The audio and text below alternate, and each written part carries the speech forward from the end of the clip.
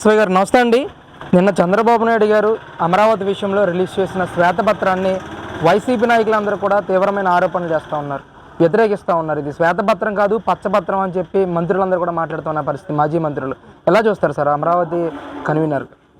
ఏ కళ్ళతో చూస్తే ఆ కలరు కనపడుతుంది. పచ్చ కావర్లోడికి ఏ కావర్లు అయితే ఆ కలర్లు కనపడతాయి. నీకు వైట్ పేపరు పచ్చగా కనపడుతుంది. ఒకటి ఈ మొండ ముసుగేసుకొని 20 రోజులు ఇంటికాడ బొబ్బోని మొండ ముసుగేసుకొని ముసుగు తీసుకొని ఇవాళ బయటకు వచ్చారు ఈ వైసీపీ నాయకులంతా.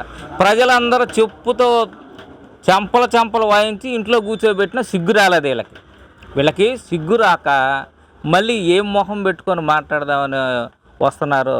సిగ్గుండా వాళ్ళు అయితే రారు ఈ అమరావతి జోలికి. ఎందుకంటే ఈ అమరావతి మూలానే మీరు ఇంటికాడ పండుకుంది. ఈ రాజధాని లేకుండా చేయటం వల్లే కదా మిమ్మల్ని 11 సీట్లకు పరిమితం చేసి ఇంటికాడ కూర్చోబెట్టింది. నేను ఒకటే చెబుతున్నా, మొండల్లారా మొండ ముసుగేసుకొని ఇంటికాడ కూర్చుంటే బాగుంటుంది. లేదు ఇంకా మాకు సిగ్గు లేదు ఇట్లాగే వస్తామంటారా, ఇక వచ్చే ఎలక్షన్లో ఆ 11 కూడా లేకుండా పారిపోతారు. ఒకటండి, చంద్రబాబు నాయుడు గారు శ్వేతపత్రం విడుదల చేశారు. ఎందుకు శ్వేతపత్రం విడుదల చేశారు? నువ్వు చేసినటువంటి నష్టం ఎంత, నువ్వు చేసినటువంటి ఆగం ఎంత అని ప్రజలకు తెలియజేయాలని. ఈ 5 సంవత్సరాల్లో నువ్వు అమరావతి పనులు చేసావా? ఏ పని చేసావు? ఆదిమూలపు సురేష్ ఒక్కసారి చెప్పాయా? నువ్వు రాజధాని అమరావతిలో ఫలానా వర్క్ నేను చేశాను, ఈ వర్క్కి ఎంత డబ్బులు మేము రిలీజ్ చేసామని చెప్పేసి నువ్వు దమ్ముంటే శ్వేతపత్రం నువ్వు రిలీజ్ చేయి.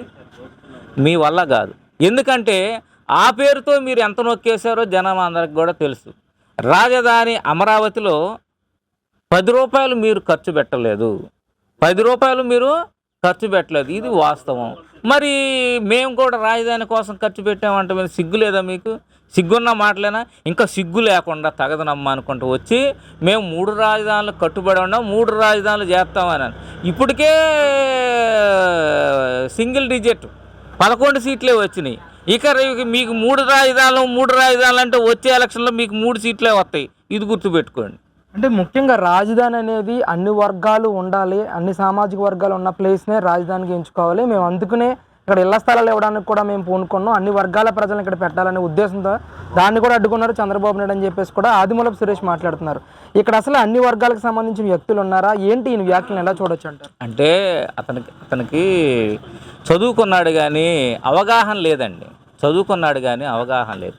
అతని గ్రామంలో ఒక కులవస్తులే ఉండారా? నువ్వు పుట్టినటువంటి నీ ఊరిలో నీ కులమే ఉందా, మిగతా కులాలు లేరా? ఇదొక్కడు గమనించుకో. వీళ్ళకి తెలియదండి. ఈ పిచ్చోళ్ళు పిచ్చి మాటలు మాట్లాడతారు, అవగాహన లేకని జనం కూడా ఇంటికి పంపించారు వీళ్ళని.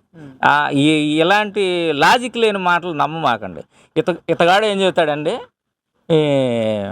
వీళ్ళు చెప్పే ఎట్టుంటాయి అంటే అండి, ఎలుకలు మద్యం దుకాణంలోకి వెళ్ళి మద్యం తాగేసినాయి అంట. ఈ నమ్మే మాటలేనండి. ఈ విధంగా రోడ్లు వేసాం అని అంటారు. రోడ్లు ఎందుకు వేయలేదు అంటే వర్షానికి కొట్టుకుపోతాయని మేము రోడ్లు వేయలేదు అని చెప్పి. అసలు ఈ లాజిక్లు ఇవన్నీ చిన్నపిల్లలకు చెప్పే మాటలే కదా. చాక్లెట్లు బిస్కెట్లు తినే వాళ్ళకి చెప్పాల్సిన మాటలు ఓటర్లకు చెప్పారు. కాబట్టి ఓటర్లు ఏం చేశారు తెలివిగా, గెలిచేవాడికి తెలియదు ఇన్ని సీట్లు వస్తాయని, ఓడిపోయే వాళ్ళకి కూడా తెలియదు ఇన్ని సీట్లు వస్తాయని. చాలా జాగ్రత్తగా వాళ్ళు ఏదైతే అనుకున్నారో ఓటర్ దేవుళ్ళు వెళ్ళి చక్కగా ఓట్లేసి వచ్చారు. జగన్మోహన్ రెడ్డిని ఇంటికి పంపించారు. ఇకనైనా సిగ్గు తెచ్చుకుంటారు నాయన. అంటే ఇప్పటికీ కూడా వైసీపీ నాయకులందరూ కూడా ఒక సామాజిక వర్గానికి సంబంధించిన అమరావతి అని పెద్ద ఎత్తున ప్రచారం చేసుకుంటూ వస్తూ ఉన్నారు. దళిత నేతగా దీనిపై మీ అభిప్రాయం ఏంటి? అసలు ఎంతవరకు దీన్ని వ్యతిరేకిస్తారు మీరు? 5 సంవత్సరాల నుంచి అదే పాట పాడారు, ఇంకా 5 సంవత్సరాలు అదే పాట పాడతారు. అదే పాట పాడిందే పాడరా అని చెప్పేసి అదే పాట 5 సంవత్సరాలు ఇదే పాట పాడతారు. కమరావతి నిరూపించలేకపోయారుగా 5 సంవత్సరాల్లో. మరి మేమంతా ఎవరిమి? ఇది ఏ నియోజకవర్గం అందరికీ తెలుసు. కానీ వీళ్ళు లాజిక్ లేని మాటలు. ఏదో సినిమాలో హైదరాబాద్కు సముద్రాన్ని తీసుకొని వస్తానంటాడు, అట్ట మీ మాటలు నమ్మే పరిస్థితి లేదు. ఈ రోజున మీడియా ఉంది, పేపర్లు ఉన్నాయి. ఏంది ప్రతి ఒక్కడి చేతిలో ఫోన్ ఉంది. ప్రపంచం అంతా చేతిలో ఉంటే మీ పిచ్చి మాటలు, లాజిక్ లేని మాటలు ఎవరు నమ్ముతారండి?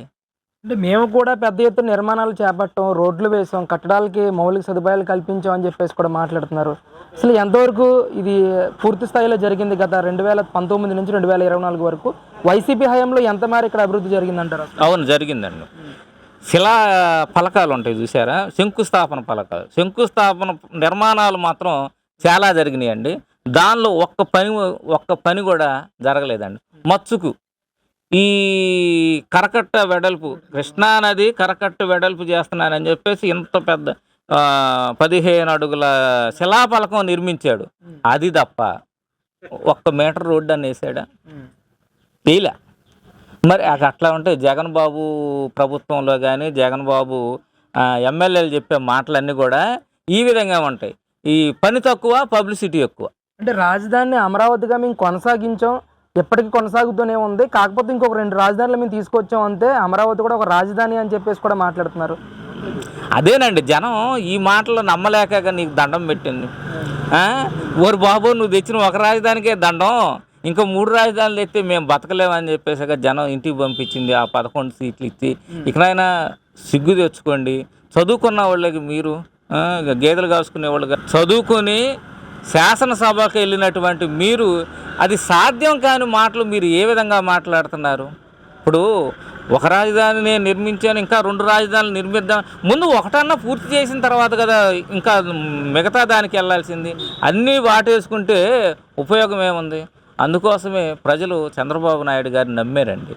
నమ్మి అమరావతి రాజధానిగా మనకు కావాలని నమ్మబట్టే అఖండ మెజారిటీతో కూటమిని గెలిపించారండి. సార్, ఆఖరికి బొత్స సత్యనారాయణ గారు కూడా మాట్లాడుతూ ఉన్నారు, 40% ఓట్ షేరింగ్ వచ్చింది మాకు, ఖచ్చితంగా మేము 3 రాజధానులకి ఇంకా కట్టుబడి ఉన్నామని చెప్పేసి మాట్లాడుతున్నారు.